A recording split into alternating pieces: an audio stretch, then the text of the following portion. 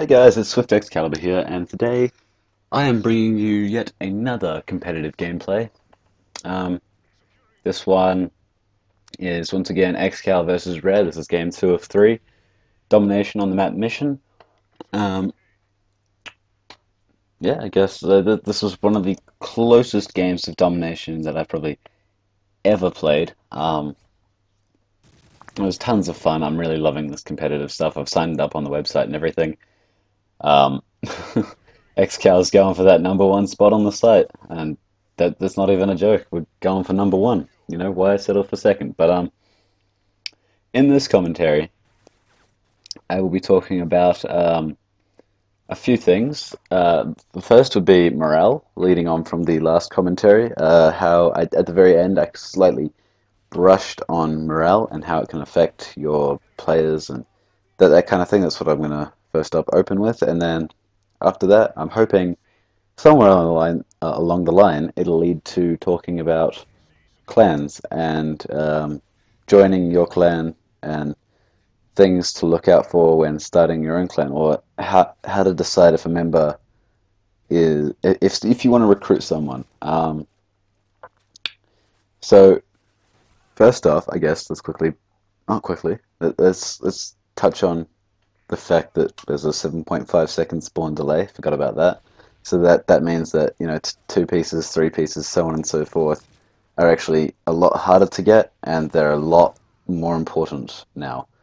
Um, but anyway, so on the topic of morale, first off, I'd like to talk about: have you ever been in that game where you join in late and the other team has maybe they double capped you on domination and you're trapped in that third flag that no one ever wants to be in, and they are just spawn killing you over and over, and you can't get out. It just doesn't seem like there's a way. There's air support all throughout the air, UAVs constantly going up, and you're stuck on the wrong team, and you just think, how did they let this happen? Or and that kind of gets you down, right? Or maybe you're a demolition player, and these guys are just they intentionally let you get the easy bomb plant, right? They don't care about that, but they just all sit it out. Maybe they've got tactical insertions or something, or portable radars all over the place, and they just are not letting you get into that final position. No matter how hard you seem to push, they do not let you in. Or maybe you're a search and destroy player, and you just find you can't win. These guys, they just beat you every gunfight. They're up maybe 3-1 in total rounds win rounds won, and you get to this certain level of, I guess, anger, frustration. You're feeling a bit down.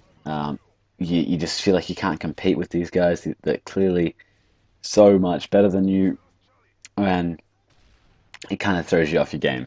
And it it really is important to set up this idea of dominance for morale uh, in competitive gaming, because say it's a game like these guys, this website, they do 4v4s. Uh, oh, that's one of the things they actually do a lot more competitive games. But just to stick on topic, they and I've lost topic. Good one. But they do 4v4s, and it's first to five games. There we go. I'm back on. Um, and so it's not first to five games. Sorry, it's best of five. And say you win that first game, right? The other team's like, all right, guys, we got to pick up our game. A win here would be helpful. And then they lose again, and they tried to pick up their game, and all of a sudden they're down two, and they were trying that second game, like they were really thinking, all right, the first game didn't quite go so well. Let's win, and it doesn't happen for them again. And oh, sorry, hang on. I love that two piece there. Stunned, capping the flag, and I get the two piece. That sets them both up for a 7.5 second delay, and we've got the extra flag, which I think eventually set, well, not eventually, that set us up for that B flag cap, because I think at that point there were three of them down. So we just allowed us to set up the spawn trap and know where they were going to rush us from. Um, but anyway, so you're at that level of frustration, anger, and all that kind of thing. and you you end up making mistakes you usually wouldn't. You run around corners that you would have usually double checked or stun checked maybe, or your aim's off. That happens for me. That's key for, well, not key. That's the most common thing for me though, is that I'll just frequently end up I'm in my gunfight and I'm going and I'm going, but I'm just a bit off and I just shoot in circles around these guys instead of actually hitting them. And I think to myself, how did I not hit? And then if I'm filming it, I'll go back and I'll look and I'll see. It happened to me in that other Game Battles game. I wasn't frustrated, but I was just off my aim. And I hit all around the third guy in this in one of the clips where I could have got a three-piece. And I was just, at that, I was thinking, oh, wow, how did that happen?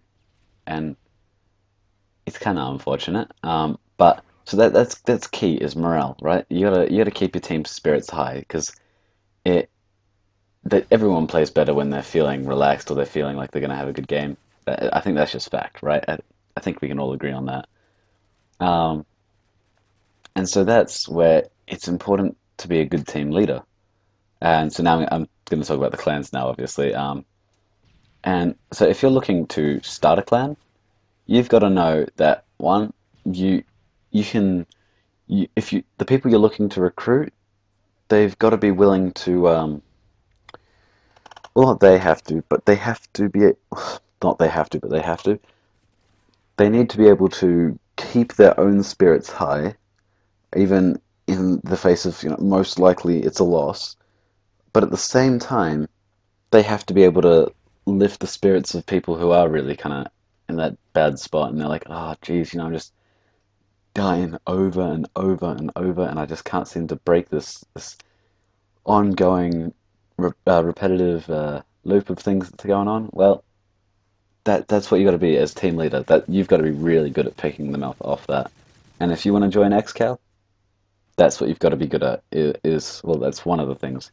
You need to be able to keep spirits high when things aren't going so hot.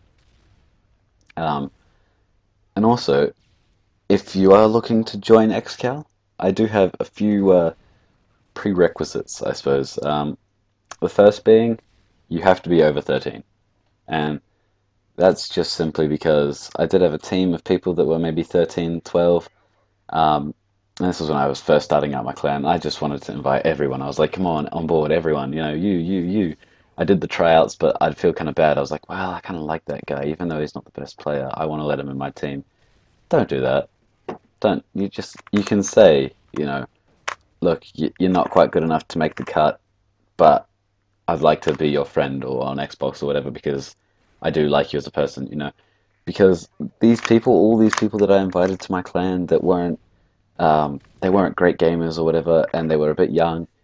They didn't really stick. When MW3 came out, because we were an MW2 clan, when MW3 came out, every single one of them ditched.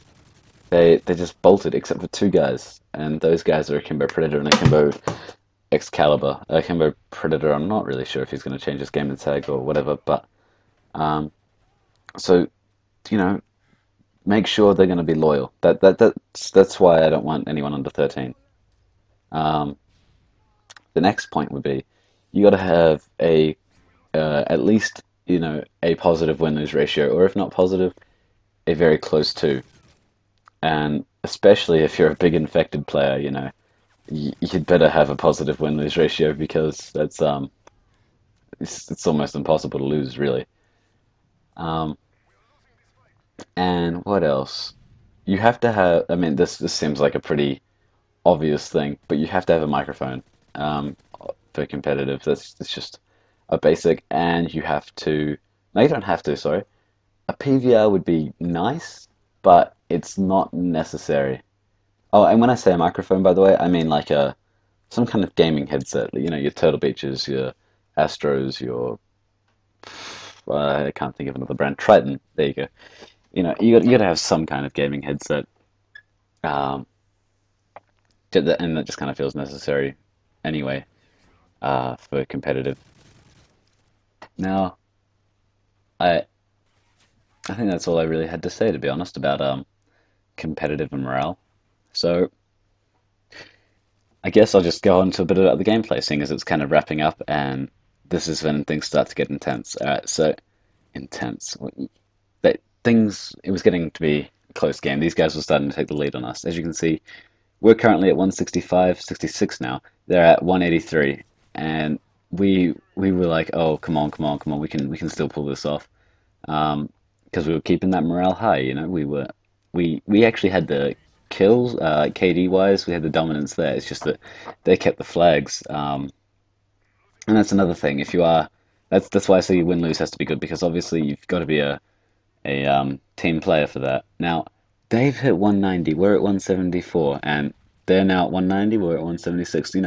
We're catching up. But if you do the math real quick, we aren't gonna make it. So I make this split second decision here to try my very hardest if I can solo cap this A flag just in time to get us the win. And it's a close call. Like, if I hadn't have done it when I did, I don't know if we would have won. But there, you see, we get this quick, very short triple cap, and by the time I get over here, they're already back on it. And that wasn't a good thing. And they beat me in the gunfight. I should have won that. They get that flag. And look at that, the score. We're at 195, they're at 196. Now we're at 197 each. And this is where it's starting to look like an Xcal victory. 199, 198. We just got to hold them off here. And victory. That they should have gotten to 199 because of that flag, but for some reason we ticked before them or whatever.